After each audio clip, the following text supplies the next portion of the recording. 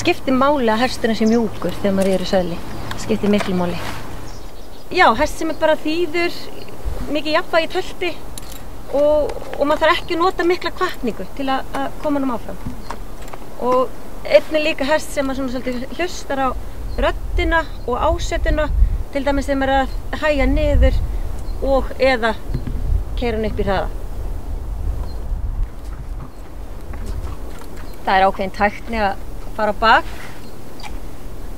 Það er ákveðin tækni og í gamla daga þá var náttúrulega konum alltaf fínum frúm lyft.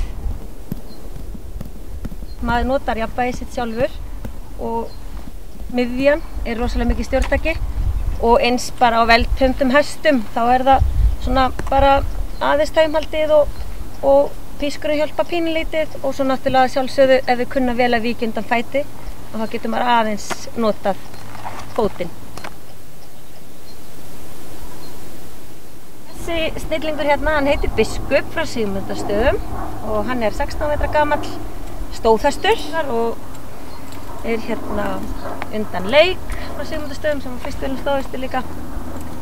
Ég heiti Edda Rún Ragnarsdóttir og er hestakona.